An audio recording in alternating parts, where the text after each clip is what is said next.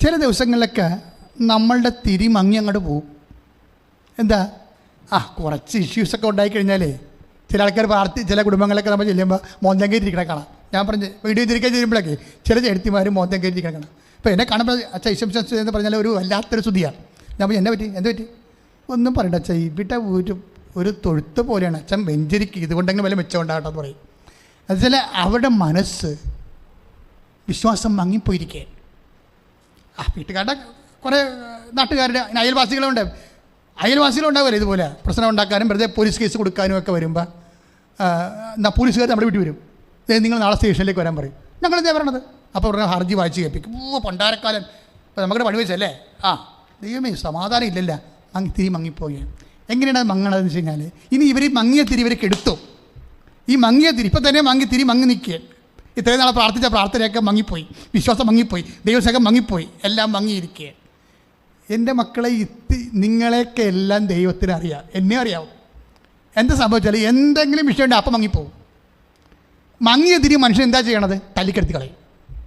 മങ്ങിയ തിരി ഇപ്പം എന്താ, ഞാൻ ഇത്രയും കഷ്ടപ്പെട്ട് എന്തുമാത്രം പ്രാർത്ഥിച്ചു, എന്നിട്ട് എൻ്റെ വീട്ടിൽ ഇപ്പം ഇന്ന് പോലീസ് മാറണില്ല എന്നുള്ള ചോദ്യം തന്നെ ഒരു കൊടുങ്കാറ്റാണ്.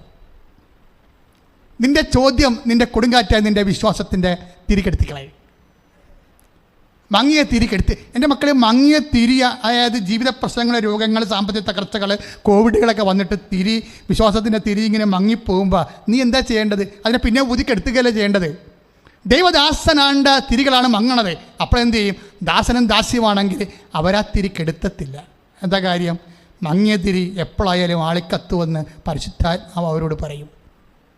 ഇങ്ങനെ പരിശുദ്ധാത്മാവ് പറയാത്തത് കൊണ്ടാണ് ഇതെൻ്റെ തിരി മങ്ങിയ കാലമാണ്, ഇത് സ്വീകാര്യകമായ കാലമല്ല, ഇത് പ്രസാദത്തിൻ്റെ കാലമല്ല എന്ന് പറയുമ്പോഴേ നമ്മളെന്ത് ചെയ്യും? നമ്മളെ വിശ്വാസത്തിനെ തടുത്ത് പിടിക്കണം. മറ്റ് കാറ്റുകളെ നേരിട്ട് കർത്താവേ, അമ്മ കണ്ടില്ലേ, അതായത് ഒരിക്കൽ പോലും ഈ പ്രസവക്കൂട്ടിൽ കിടന്ന് കന്നുകാലിക്കൂട്ടിൽ കിടന്ന് മെഴുകിയിട്ട് പോലും എന്തിനാണ് എന്നോട് ഇങ്ങനെ ചെയ്തത്, ഞങ്ങളോട് ഇങ്ങനെ ചെയ്തതെന്ന് മങ്ങിയ തിരി അമ്മക്ക് എടുത്തില്ല. മറിച്ച് ഈശോയെ നഷ്ടപ്പെട്ടപ്പോൾ ചോദിച്ചു, ഈശോ എന്താണ് നിന്നെ പെറ്റ രാത്രി ആരും എൻ്റെ കൂടെ ഇല്ലാഞ്ഞ്? അന്ന് ചോദിക്കാത്തൊരു ചോദ്യം ഇന്ന് ഞാൻ ചോദിക്കുകയാണ്, നീ എന്താണ് ഞങ്ങളോട് ഇങ്ങനെ ചെയ്തത്? അതാണ് അമ്മ മങ്ങിയ തിരിക്ക് എടുത്തത്തില്ല. ദൈവവിശ്വാസി, നീ പ്രാർത്ഥിക്കണം അമ്മയോട്, കാലക്കെട്ടി വീണ ഈ രാത്രി. എന്തിനാണെന്നറിയാവോ? അമ്മയെപ്പോലെ വിശ്വസിക്കാൻ, അമ്മയെപ്പോലെ എൻ്റെ വിശ്വാസത്തിൻ്റെ ദൈവസ്നേഹത്തിൻ്റെ തിരി മങ്ങുമ്പോഴേ അത് കെടുത്താതിരിക്കാൻ, നെഗറ്റീവുകൾ ചിന്തിച്ച് നെഗറ്റീവുകൾ പറഞ്ഞ് അത് കെടുത്താതിരിക്കാൻ എന്നെ അഭിഷേകം ചെയ്യണമേ. ശ്രദ്ധിക്കട്ടെ.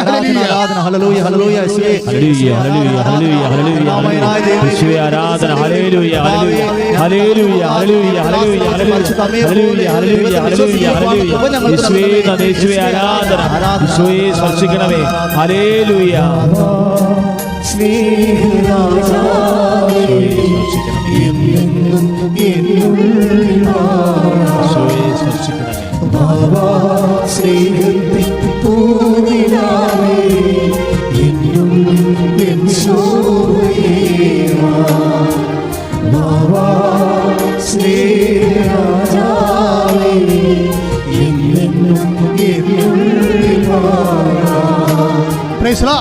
അപ്പോൾ എന്തിനാണ് അമ്മ മങ്ങിയ തിരികെടുത്താതെ, എന്തിനാണ് ചതഞ്ഞാങ്കണ ഒടിച്ചു കളയാതെ നിലനിർത്തിയത്?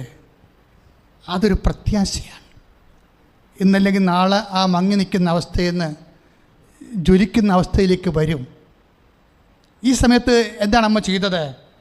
താഴെ ഐസയ എഴുതിയിട്ടുണ്ട്, ചതഞ്ഞ ഞാങ്കണ അവൻ മുറിക്കുകയില്ല, മങ്ങിയ തിരികെടുത്തുകയില്ല, അവൻ വിശ്വസ്തയോടെ നീതി പുലർത്തും. ഈശോയെക്കുറിച്ച് പറഞ്ഞിരിക്കുന്നതാണ്, പക്ഷേ ഇത് അമ്മയെക്കുറിച്ച് സത്യമാണ്.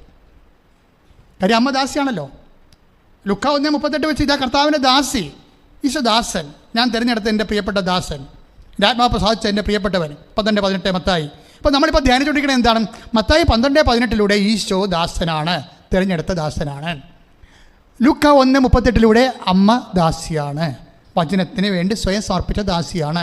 ഈ ദാസൻ്റെയും ദാസിയുടെയും ജീവിത രീതികളെ നമ്മൾ വചനാത്മകമായിട്ട് ധ്യാനിക്കുകയാണ്. അമ്മ ധ്യാനിച്ചത് 2 സ്ഥലത്ത് വെച്ച് അമ്മ ധ്യാനിച്ചു. ആട്ടിടയന്മാർ പോയപ്പോഴും ധ്യാനിച്ചു. വചനം എന്തിനുള്ളതാണ്? ദുർഘട സമയത്ത് ധ്യാനിക്കാനുള്ളതാണ്. വചനം എന്തിനുള്ളതാണെന്ന് അമ്മ പറയും, മകനെ അത് ദുർഘട സമയത്ത് ധ്യാനിക്കാനുള്ളതാണ്. പ്രത്യേകിച്ച് എപ്പോഴും ധ്യാനിക്കണം, ദുർഘട സമയത്ത് പ്രത്യേകിച്ച്. പക്ഷേ എന്തിനാണ് ഇവർ മങ്ങിയത്തിരി കെടുത്താതിരുന്നത്? എന്തിനാണ് ഹൃദയത്തിൽ സംഗ്രഹിച്ചത്? ഒറ്റ കാര്യം, വിശ്വസ്തത. വിശ്വാസമല്ല, പ്രത്യാശയല്ല, ദൈവസ്നേഹമല്ല, വിശ്വസ്തത. അതാണ് 3 ഐസയ 42:3 ചതഞ്ഞ ഞാങ്കണ അവൻ മുറിക്കുകയില്ല, മങ്ങിയ തിരി കെടുത്തുകയില്ല, അവൻ വിശ്വസ്തയോടെ നീതി പുലർത്തും. നീതി പുലർത്തുക മാത്രമല്ല, നീതി പുലർത്തുക വെച്ചാൽ നീതി എന്താണ്? ദൈവജനമാണ്. ദൈവജനം എന്താണ്? ദൈവ മനസ്സാണ്. ദൈവ മനസ്സിനോട് വിശ്വസ്തത കാണിക്കുമെന്നായി പറയണത്. എന്തിനാണ്? 4 ഐസയ 42:4 ഭൂമിയിൽ നീതി സ്ഥാപിക്കുന്നവരെ അവൻ പരാജയപ്പെടുകയില്ല, അധീരനാവുകയുമില്ല. ഭൂമിയിൽ എന്താണ്? നമ്മുടെ ജീവിതം എവിടെയാണ്? ഭൂമിയിലാണ്. നമ്മുടെ ജീവിതത്തിൽ എന്താണ് സ്ഥാപിക്കേണ്ടത്? നീതി സ്ഥാപിക്കണം. നീതി എന്ന് പറഞ്ഞാൽ എന്താണ്? ദൈവത്തിൻ്റെ തിരുമനസ്സ്. ദൈവത്തിൻ്റെ തിരുമനസ്സ് എന്താണോ അത് നമ്മുടെ ജീവിതം സ്ഥാപിക്കുന്നവരെ എന്ത് ചെയ്യും? പരാജിതനാവുകയും. അവൻ ഭൂമിയിൽ നീതി സ്ഥാപിക്കുന്നവരെ അവൻ പരാജയപ്പെടുകയില്ല. ഞാൻ പറഞ്ഞില്ലേ, സാക്ഷ്യങ്ങളൊക്കെ പറയുമ്പോൾ അവർ വിജയിച്ച ചരിത്രം പറയുകയും. വിശ്വാസി വിജയിക്കാനുള്ളവനാണ്. ദൈവ തിരുമനസ്സാകുന്ന ദൈവത്തിൻ്റെ നീതി അത് ഭൂമിയാകുന്ന നമ്മുടെ ജീവിതത്തിൽ നിറവേറുമ്പോഴോ നമ്മൾ പരാജയപ്പെടുകയില്ല. നമ്മൾ യുദ്ധം ചെയ്യും, ഈ യുദ്ധം നമ്മൾ ജയിക്കും മറിയത്തോടൊപ്പം. സ്തുതിക്കട്ടെ.